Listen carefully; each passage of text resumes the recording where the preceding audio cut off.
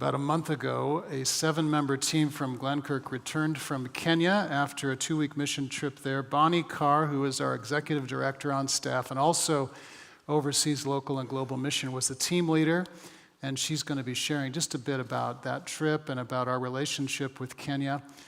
Bonnie, how did we get started with Kenya and with Tumu Tumu in particular? Yeah, well, back in 1999, Shelley Ulrich, who was our mission director here at the time, really wanted Glenkirk to get involved in something international. We really hadn't been. So she went to the Medical Benevolence Foundation, MBF. They are a Christian-based organization that supports schools, nursing schools, hospitals, and clinics in 4 different countries, and Kenya is one of them. And they happened to have a team going to Tumu Tumu, and Shelley loved the name of Tumu Tumu. So she and Pastor Joe Mazzella took off and went that year and really loved being over there and seeing what was going on, and we established a partnership with them that is still in existence today. And it sort of took off from there.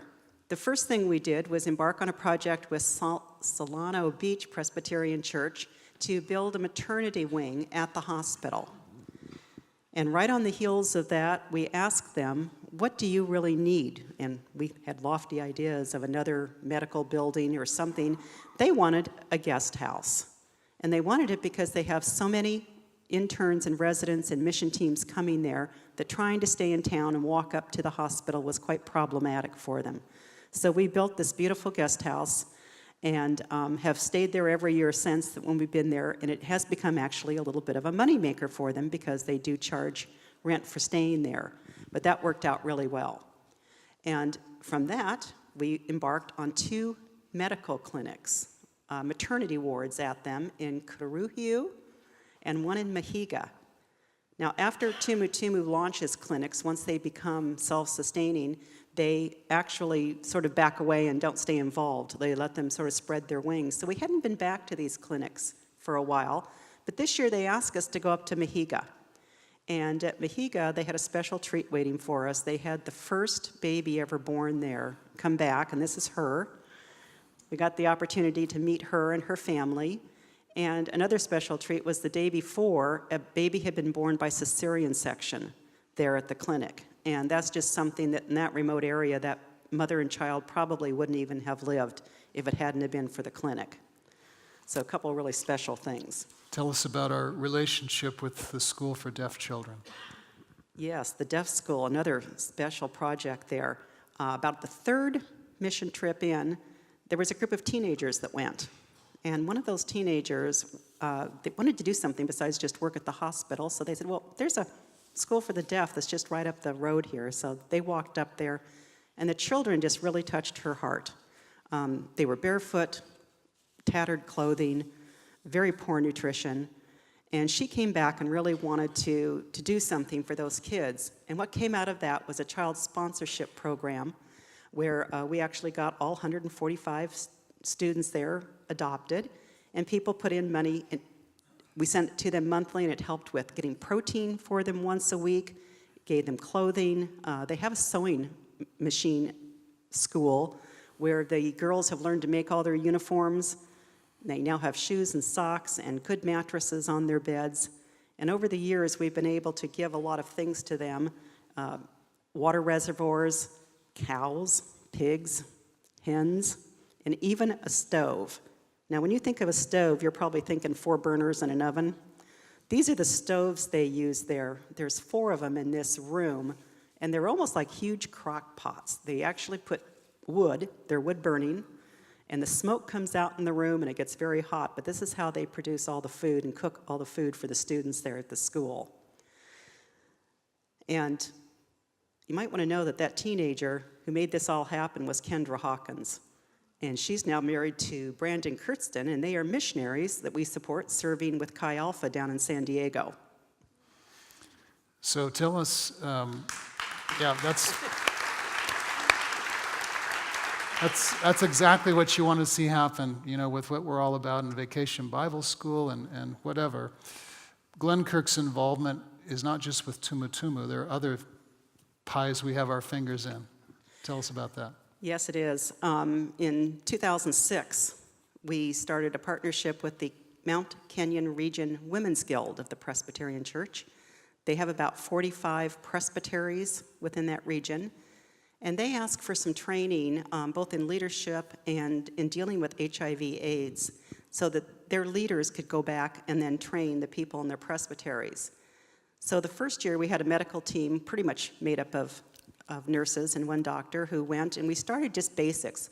It was 3-day classes where these women traveled from sometimes hours away. Some of them walked 2 and 3 hours just to get to a bus to take another 4 or 5 hour bus trip to get into us.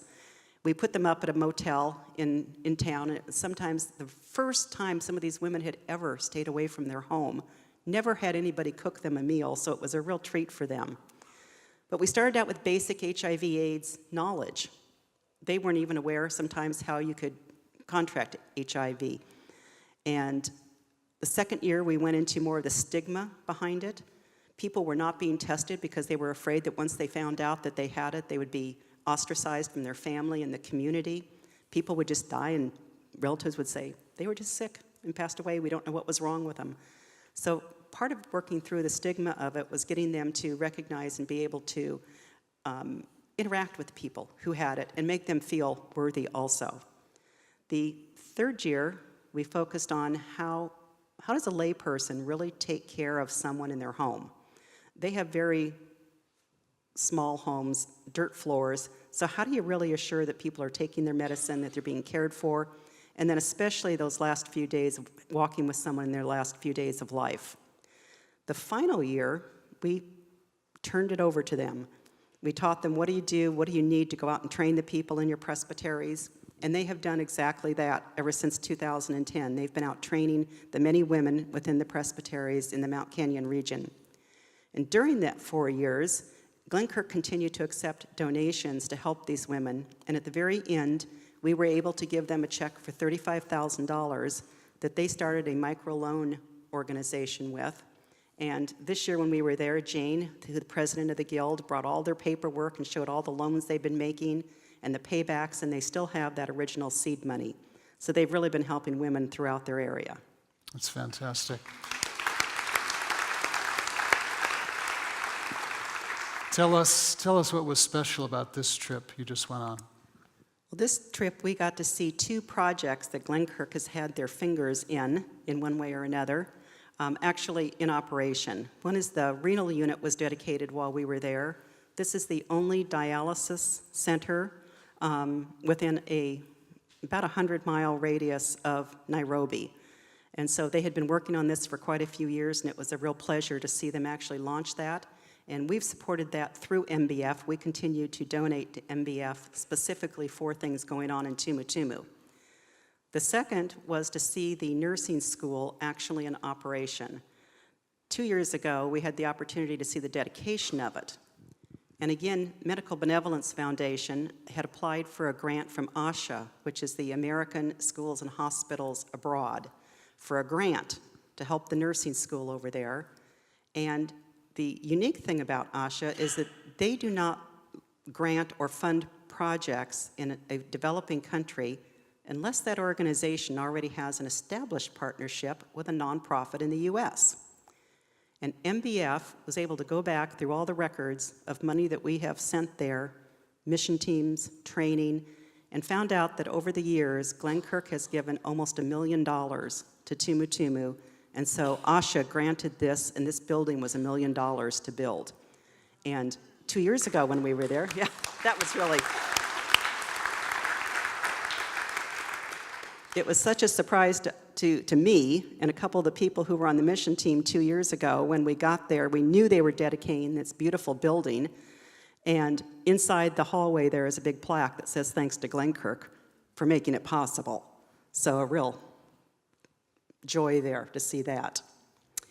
Also, just the generosity from Palm Sunday offering from here and some people at City of Hope.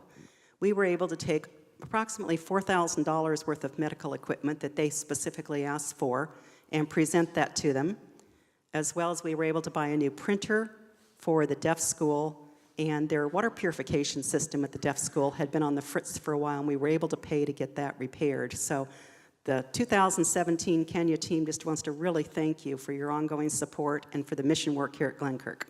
Very good.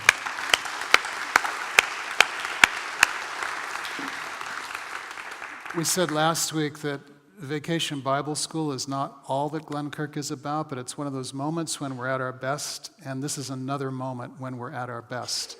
Haiti, Kenya, Vacation Bible School, Chinle, this is all us giving ourselves away, and that's what we want to be about increasingly. So thank you, Bonnie, and God bless you all for your partnership in this.